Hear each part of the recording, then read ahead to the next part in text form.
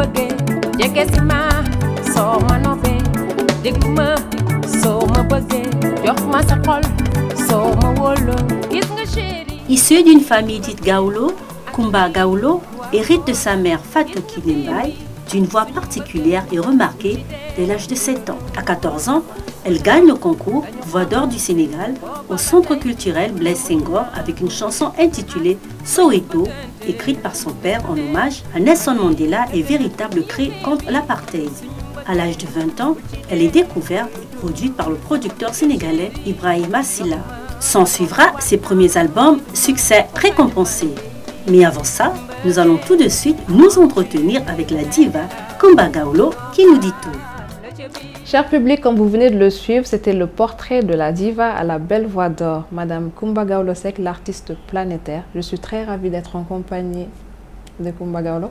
Alors Kumba, bonsoir. Merci, bonsoir. Je vais vous montrer d'abord une photo. D'accord. Vous allez me dire c'était où et quand. Ça date de longtemps. C'était sur une place publique quelque part à Dakar. J'avais 18 ans. D'accord. J'étais encore au collège. Je venais de sortir mon album Seytaane. Très bien. Oui. Kumba, je vais d'abord vous demander de nous raconter un petit peu votre jeunesse. Alors, moi, je suis issue d'une famille d'artistes chanteuses, donc issue d'un père auteur-compositeur, donc d'une famille Gawlo de par mon père, griotte de par ma mère. Et donc, mon père est auteur-compositeur, ma mère est chanteuse. Et toute la génération de mon père fut des chanteurs, de grands chanteurs Gawlo. Et du côté de ma mère, tous sont des chanteurs religieux qui chantaient dans les cérémonies religieuses comme les gamous, les magal, etc.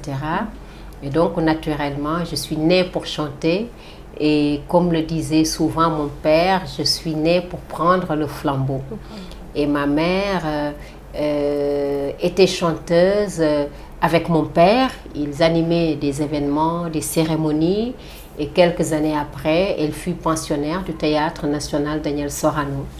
Et je me rappelle que quand j'avais 7 ans, que ma mère allait dans des cérémonies qu'elle animait, j'étais non seulement sa choriste, mais j'étais sa percussionniste. Vous avez hérité de cette voix Voilà, parce que c'est moi qui, c'est moi qui tapais sur le bol, voilà, comme le font les chanteurs traditionnels dans les cérémonies africaines traditionnelles.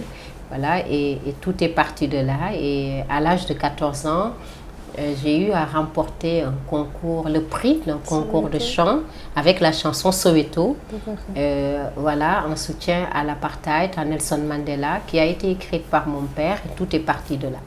Pourquoi cette chanson engagée justement pour l'adolescente que vous étiez? On dirait que vous avez déjà très tôt pris position pour un sujet quand même sensible à l'époque. C'est vrai. C'est vrai que très tôt j'ai pris position, mais le thème déjà était engagé. Voilà, le thème était engagé parce que il s'agissait pour l'État du Sénégal à l'époque, à travers le ministère de la Culture, d'organiser un concours de chant sous forme de propagande, de campagne pour la lutte anti-apartheid. Voilà, pour soutenir une manière de soutenir Nelson Mandela.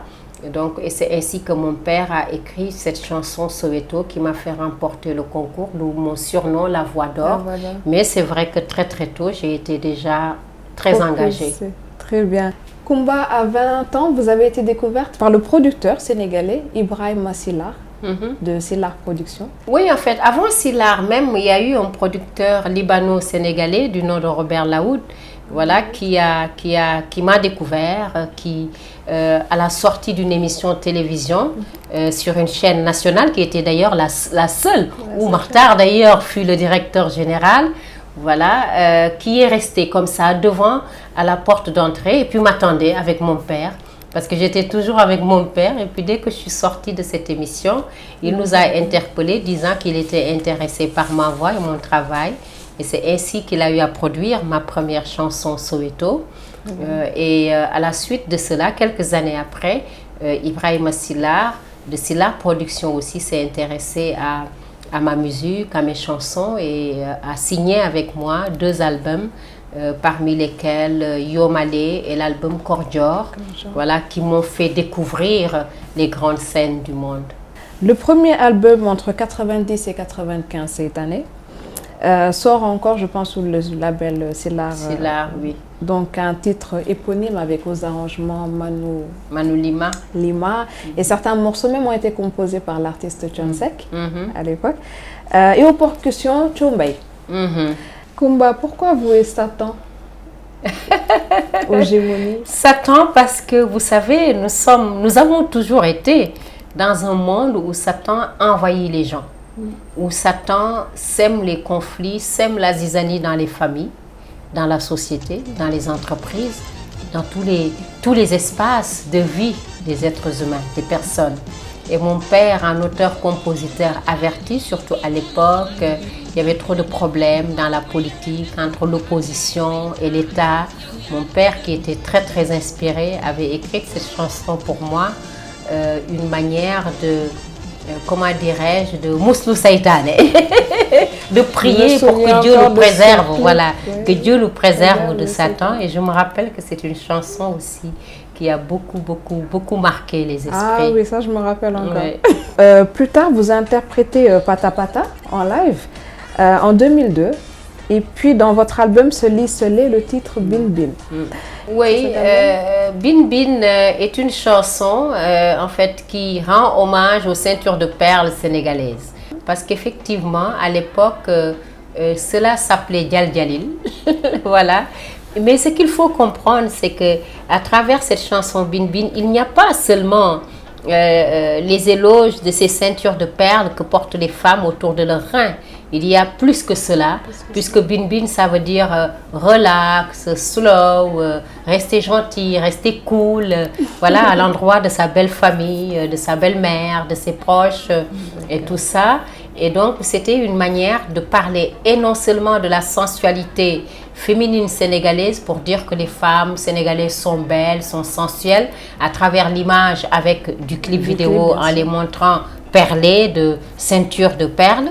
Mais au-delà de cela, les messages que je véhiculais, c'est qu'il ne s'agissait pas seulement de porter des ceintures de perles pour plaire à sa belle famille. Il ne suffisait pas non plus de les porter ou d'être sensuel avec son mari pour être d'accord avec sa belle famille. Bien au contraire, il y avait tout un travail derrière, à savoir chercher à être gentil avec sa belle-mère, avec son beau-père, être accueillant, être généreux, parce que le mariage ne se limitait pas seulement ou ne se limite pas seulement dans l'intimité du couple ou dans la chambre ou entre ton mari et toi. Mais il y a toute une famille à tenir en compte et partager, et cette générosité africaine, voire sénégalaise, était le message que je véhiculais à travers cette chanson Bin Bin, qui, tenez-vous bien, vous l'imaginez, a beaucoup marché et a réglé beaucoup de problèmes dans les maisons. Parce que quand une belle-mère ne s'entendait pas avec sa belle-fille, elle ne parlait plus. Elle lui mettait le Elle mettait la chanson. À l'époque, c'était les magnétophones avec cassette. Et puis, elle achetait la cassette. Et puis, elle mettait dans le magnéto, dans la cour, une grande cour, comme vous imaginez, les cours africaines grandes. Et puis, elle dit, je vais écouter Kumba Gawlo. Avec son conseil là, Kumba Gawlo, vraiment, merci. Kumba Gawlo. Et puis celle qui se sentait visée dans ce discours, se faufiler doucement pour aller se cacher. Donc voilà, ce fut aussi de grands moments de musique. Ouais. Un bel hommage à toutes ces femmes sénégalaises. Kumba Gawlo, vous avez eu de nombreuses récompenses. Machallah. Je note en 86 Voix d'or du Sénégal pour la chanson titrée Soweto. Bidéo, qui signifie étoile, aussi de la meilleure chanteuse moderne, de la meilleure production et même du meilleur clip. On note aussi en 98 dans l'album Yo Malé, qui vous a valu un double disque d'or en Belgique et aussi platine en France. En 99, le tube Pata Pata, j'ai dansé dessus tout l'été. Un disque de platine en France aussi pour Pata Pata. Les Cora Awards, où vous êtes meilleur espoir féminin de la musique africaine pour Pata Pata. 2001 encore, les Cora Awards pour le meilleur artiste féminin africain pour Se Lisseler. Encore des Cora Awards pour la meilleure artiste de l'Afrique de l'Ouest pour Se Lisseler en 2002. Et aussi marraine du Haut Commissariat des Nations Unies pour les réfugiés.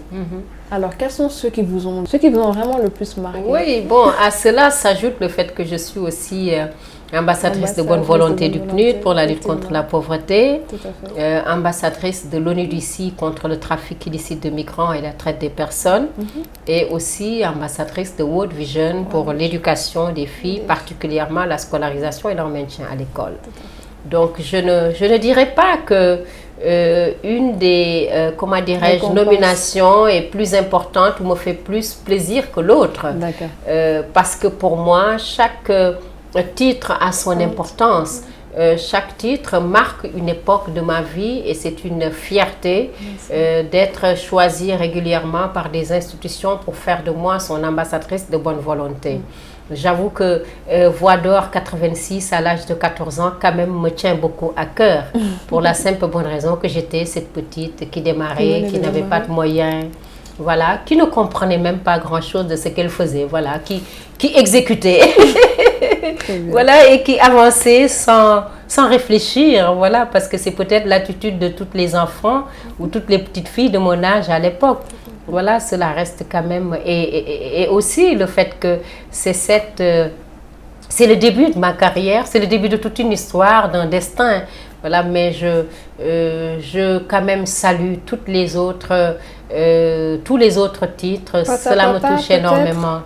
Oui, Pata Pata, pour plusieurs raisons. Cela m'a beaucoup marqué parce que Myriam Makeba fut comme ma grand-mère. Voilà, elle fut mon idole, ma marraine. Elle est venue au Sénégal à plusieurs reprises, était venue à la maison, rencontrer ma mère, rencontrer la famille. Finalement, je faisais partie de sa famille. Elle m'a fait l'honneur de m'associer à sa famille, ce qui m'a beaucoup touchée. Voilà, et l'autre raison aussi c'est que Pata Pata symbolise une époque africaine, sud-africaine et tout ça. Et aussi, cette chanson avec l'album m'ont ouvert les portes des grandes scènes internationales et j'étais très fière de représenter l'Afrique sur les grandes scènes du monde. Tout à fait. On va parler un peu des relations avec votre maman. Ah, ma mère, c'est... en fait, ma mère et moi, c'est... je ne sais pas comment le dire. Voilà, il y a une grande complicité. Parce qu'en fait, ce qui s'est passé, ou ce qui se passe, c'est que ma mère et moi, les rôles se sont inversés en fait. Et les rôles continuent à s'inverser tous les jours. Parce que ce qui se passe, c'est que normalement, c'est elle qui doit jouer le rôle de mère. Et moi, le rôle de... Voilà, et c'est moi qui joue tout le temps le rôle de mère. Et elle est comme un peu ma fille, quoi. D'accord. Voilà, je peux dire que c'est dans sa personnalité, voilà, dans sa façon d'être. Ce n'est pas une femme de combat, ma mère. Voilà, moi, j'ai pris la personnalité de mon père et j'ai été formée très tôt par mon père qui ne m'a rien pardonné, qui m'a élevée à la dure et comme un militaire. Ce qui fait que j'ai ce tempérament d'un homme, ce tempérament de feu, de quelqu'un, voilà, de combattant, de quelqu'un qui ne se laisse pas faire et qui se dit, ben, écoute, il me le faut, je dois l'obtenir. Parce que mon père m'a toujours fait savoir que la défaite, non, il faut se battre pour obtenir ce qu'on veut. Tu peux y avoir une défaite parce que ça vient de Dieu. Mais tant que tu peux, bats-toi pour y arriver. Et ma mère, c'est vraiment, je dirais pas la vraie femme africaine, mais disons, elle est issue déjà d'une famille, voilà, où vraiment la religion est très très présente parce qu'elle a grandi dans un village ou une ville religieuse, Tivavone, où elle a appris le Coran, où on l'a élevée avec l'esprit comme quoi, non, c'est pas grave, ça va aller, prends sur toi, c'est rien, et toute sa vie, c'est ce qu'elle a fait. Et du coup, moi, je prends, c'est toujours à moi de la pousser, de dire, mais non, il faut dire non aussi. Tu as le droit de dire non. Ah non, tu peux pas te mettre à pleurer tout le temps. Trouve des solutions, voilà. Du coup, on a grandi tous les deux, je peux dire, dans cette ambiance où les rôles se sont inversés jusqu'à ce jour, mais c'est peut-être ce qui fait cet attachement entre nous et je dirais pas compassion, mais cette complicité, mais je sais pas, ce yormandé, je sais pas comment je peux le dire, que moi j'ai envers elle, parce que pour moi, il faut toujours la cajoler, il faut l'aider, il faut lui trouver les solutions, il faut la soutenir, voilà, et je suis en permanence dans ça avec elle, voilà.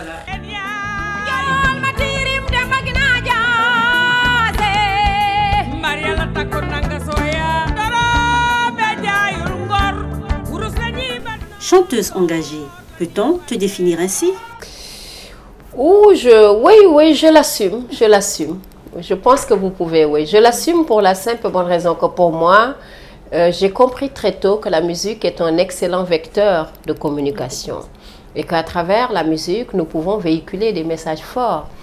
Pour moi, à travers mes événements ou à travers la musique, il ne s'agit pas de mettre sa plus jolie robe, la plus sexy s'il le faut, de venir chanter, danser et rentrer chez soi. Bien au contraire, il s'agit, en montant sur scène, de venir donner un message en dehors de ces chansons. Déjà, rien que les chansons, pour moi, sont des messages. Mais en plus de cela, il faut parler aux populations.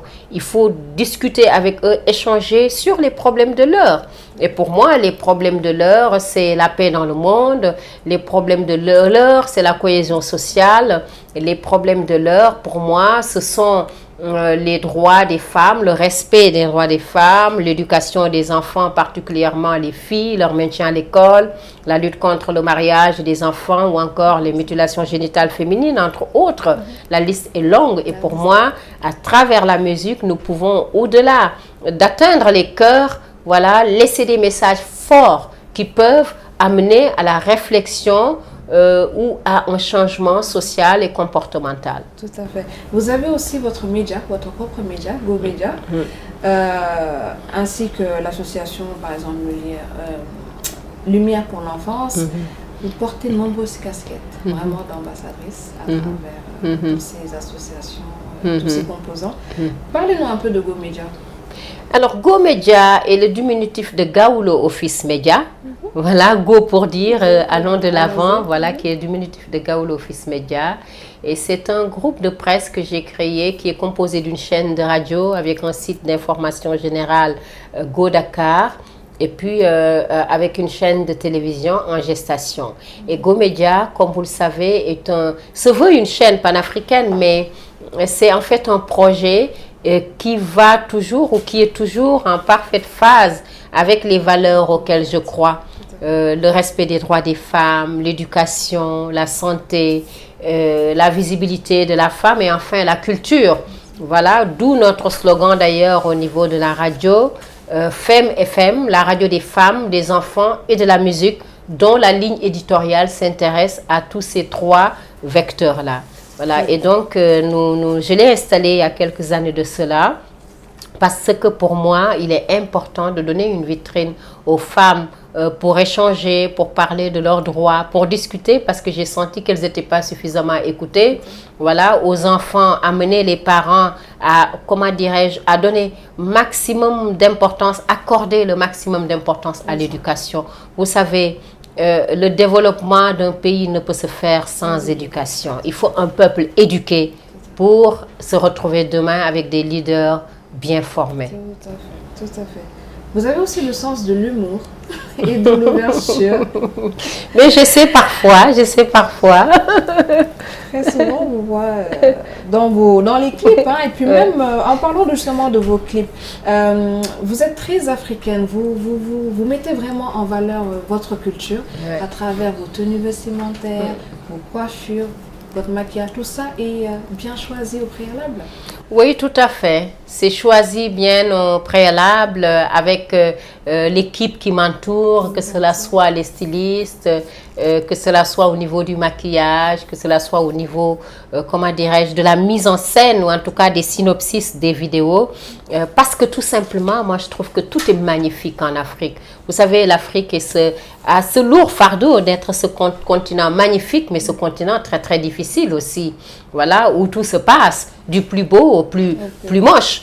Voilà, mais je pense que ce qu'il faut montrer, c'est ce qu'il y a de beau en Afrique, ce qui est magnifique en Afrique, faire écouter les paroles des sages, montrer la beauté des femmes africaines, la générosité des Africains, montrer la dignité, la force, le courage des Africains, montrer ou faire sentir l'odeur de nos encens, faire goûter, comment dirais-je, à la cuisine africaine. Pour vous dire que tout est magnifique en Afrique, ce n'est pas seulement les guerres, ce n'est pas seulement la famine, ce n'est pas seulement tous ces problèmes que nous voyons tous les jours qui symbolisent l'Afrique. L'Afrique est symbolisée par beaucoup de choses, des choses belles comme des choses moches, comme cela se passe aussi dans tous les autres pays ou tous les autres continents dans ce monde. Seulement, c'est un tout qui fait un monde. Maintenant, moi, je suis pour montrer ce qui fait la beauté de l'Afrique et ce qui fait regresser l'Afrique au lieu de me mettre là à en faire un fonds de commerce. Bien au contraire, j'en discute avec les jeunes pour les sensibiliser et les conscientiser que ça ne sert à rien de prendre les pirogues à la recherche d'un Eldorado et fuir son continent pour aller ailleurs, parce que les problèmes, il y en a aussi ailleurs. Parce qu'ailleurs, l'on retrouve dans les rues des SDF. Bien sûr. Dans leur propre pays. Donc, ce qui veut dire que s'il y avait du boulot, ils l'auraient donné à ces jeunes qui sont des SDF. Donc, il faut croire en soi, il faut retourner à la terre et à l'agriculture. Il n'y a pas de saut métier, il faut accepter de travailler dur au lieu de verser non plus dans le banditisme, etc., etc. Et pour moi, il est, au-delà de parler à ces jeunes, il est aussi très important de pousser nos leaders, nos dirigeants à plus de responsabilité, à mettre les moyens qu'il faut là où il faut, dans l'éducation, dans la santé, dans la création d'emplois des jeunes, dans la paix, la sécurité des populations. Parce que quand je vois parfois des milliards et des milliards de budget mis dans des domaines qui ne servent à rien, alors qu'il y a des jeunes qui traînent, qui n'ont plus d'espoir, et qui empruntent les pirogues, je me dis où se trouve l'essentiel. Quand je vois autant d'argent investi dans des domaines qui n'ont aucune importance ou aucun intérêt, à part un intérêt politique, alors que dans les écoles, il n'y a pas d'infrastructure adéquate pour les enfants. Quand je vois, moi, à travers mes visites de terrain, des enfants marcher des kilomètres et des kilomètres avec une bouteille d'eau de 5 litres à la main, et parce que tout simplement, il n'y a pas de borne fontaine dans l'école. Et puis quand ils arrivent en classe, il fait excessivement chaud, alors que nous sommes dans un continent ensoleillé quand même. Il suffirait juste de mettre des panneaux solaires sur le plafond, sur le toit, voilà, des plafonds, et puis les enfants pourraient en bénéficier, avoir de l'électricité avec des brasseurs d'air. Donc pour vous dire que c'est peut-être facile à dire venant de moi, mais quand même il faut réfléchir et trouver des solutions. Et pour moi, ce sont là les priorités pour quand même épargner les Africains, les jeunes Africains, les enfants africains, les femmes africaines, voilà, de toutes ces douleurs qu'ils vivent tous les jours. Au quotidien, tout à fait. Vous avez parcouru l'Afrique, le monde, et récemment, pour votre album Terroir, vous avez parcouru le Sénégal en profondeur. Vous avez vu beaucoup de choses, vous avez rencontré beaucoup de personnes. J'aimerais bien que vous reveniez sur cet aspect, Terroir. Ah, cet album Terroir fut l'une de mes plus belles expériences. Et l'une de mes expériences les plus, comment je peux le dire, les plus intéressantes, mais les plus instructives. Parce que je me suis instruite à travers cet album. Comme quoi, il n'est jamais trop tard de retourner à l'école. Et je peux dire qu'à travers cet album Terroir, pendant que j'écrivais les chansons, que je parlais avec les populations, que j'ai discuté avec eux de leur langue, de la prononciation, des significations, je suis retournée à l'école, j'ai appris. Voilà, parce qu'aucune de ces langues, à part celle en Wolof, n'est la mienne. Voilà, je parle Bambara là-dedans, je parle Alpulaar, je parle Serer, je parle Diola, je parle 8 langues locales. Wow. Donc, c'est l'album du retour aux sources. C'est l'album de la cohésion sociale, de la paix, de la cohésion sociale. C'est l'album de l'entente sociale, de l'unité sociale, pour la simple nationale, pour la simple bonne raison que chaque ethnie de notre pays se retrouve à travers cet album. Personne n'a été oublié.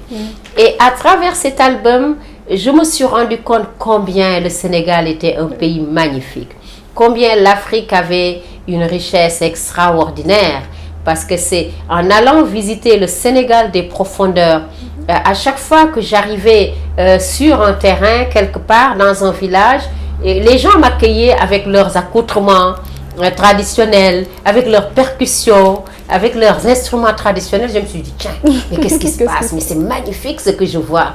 Les gens étaient tellement, certes parfois fatigués dans certains contrées, mais d'une telle dignité, d'une telle générosité à partager, d'une telle gentillesse à toujours vous recevoir, vous accueillir. vous tendre la main, je me suis dit, ça doit m'inspirer. Et c'est ce qui m'a inspiré cet album Terroir.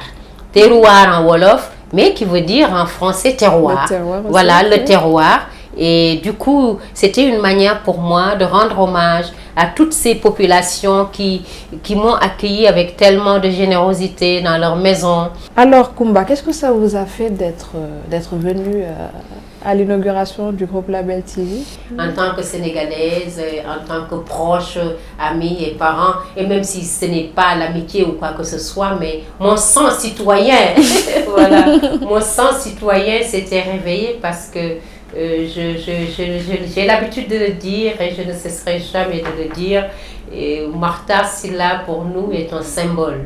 C'est un grand travailleur doublé d'un grand intellectuel, d'un grand technicien qui a beaucoup de mérite. Et quand j'ai été visiter au Gabon, d'abord lors de la Coupe d'Afrique, ces installations, je me suis dit waouh, il est important aujourd'hui qu'en Afrique, que nos leaders, que nos dirigeants accompagnent les Africains qui travaillent, les Africains qui créent des emplois, les Africains qui osent rêver pour l'Afrique et qui osent prendre des risques pour l'Afrique parce que c'est beaucoup de risques. Alors, je ne saurais terminer l'émission sans vous dire son mot. À vous dire, s'il devait vous attribuer aujourd'hui un nom français européen, ce serait constante et fidèle. Ah, je suis flattée. Un petit acapella pour finir. Je vais vous laisser finir. Dafa am bes nabi sallallahu alayhi wa sallam gën gi mindeef nabi bésu it la woon nabi roomu xale ñu toog sañse ba jekk di foo di ree am ca ñoom ku beru di joor. Téléspectateurs, nous étions en compagnie de la diva à la voix d'or, l'artiste planétaire Kumba Gawlo Seck. J'espère que cet entretien vous aura plu. Et quant à moi, je vous donne rendez-vous dans un prochain numéro de Tête à Tête. Merci.